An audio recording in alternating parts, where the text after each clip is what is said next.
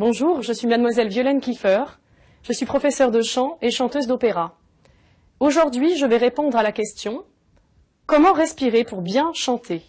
La particularité du chanteur, c'est qu'il doit parvenir à utiliser un débit d'air constant sur des phrases plus ou moins longues, avec un texte plus ou moins compliqué à articuler, et ce, sans dépense d'air inutile. Je vais donc vous montrer, par un exercice très simple, comment bien respirer afin de bien chanter.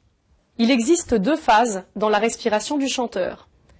Une phase inspiratoire, afin d'emmagasiner le maximum d'air pour pouvoir tenir toute une phrase musicale, puis une phase expiratoire, celle que l'on utilise pendant tout le temps du chant.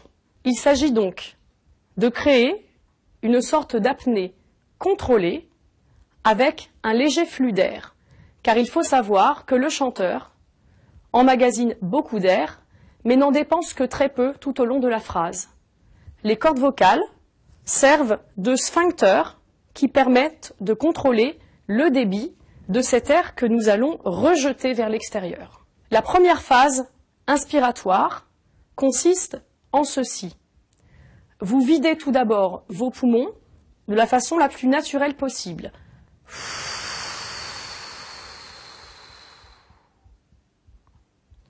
En appuyant sur le ventre de façon à vider complètement la cage thoracique.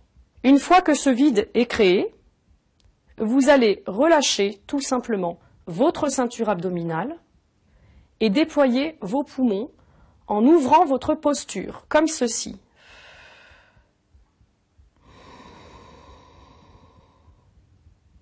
Vos côtes sont ainsi en position d'ouverture.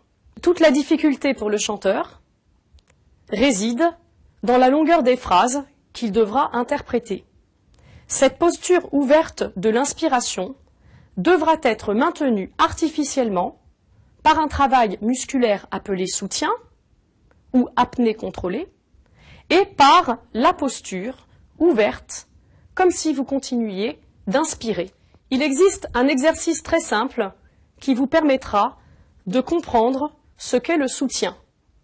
Je vais ainsi vous montrer, avec un petit ballon baudruche, comment sentir les muscles antagonistes du dos qui éviteront la fermeture anticipée de la cage thoracique par une remontée trop rapide du diaphragme. Prenez de préférence un petit ballon avec une résistance assez forte afin de bien sentir dans vos poumons ce qu'il se passe. Je vous montre.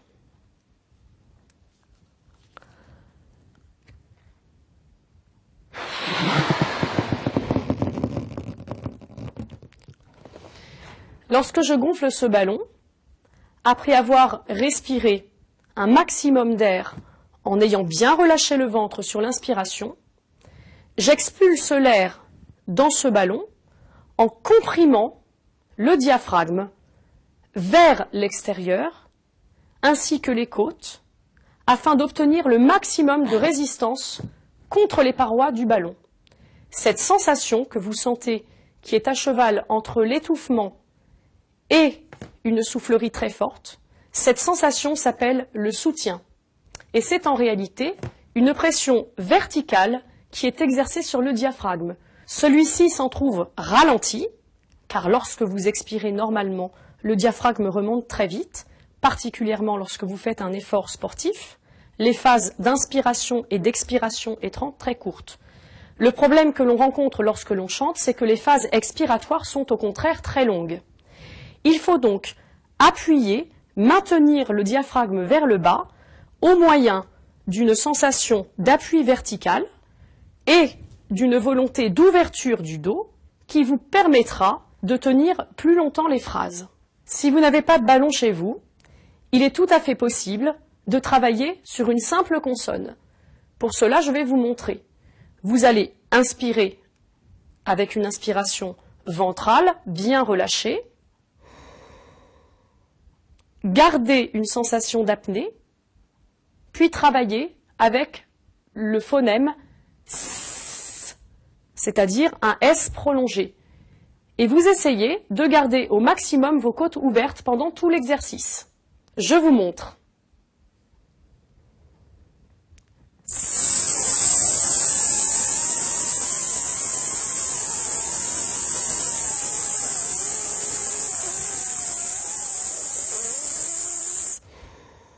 Ainsi, à la fin de cette expiration, vous n'avez qu'à penser naturellement à relâcher votre corps et votre ventre afin que l'air puisse rentrer de lui-même sans effort à l'inspiration suivante. Vous en savez désormais davantage sur la façon de respirer pour bien chanter et gérer votre souffle lorsque vous chantez votre phrase musicale.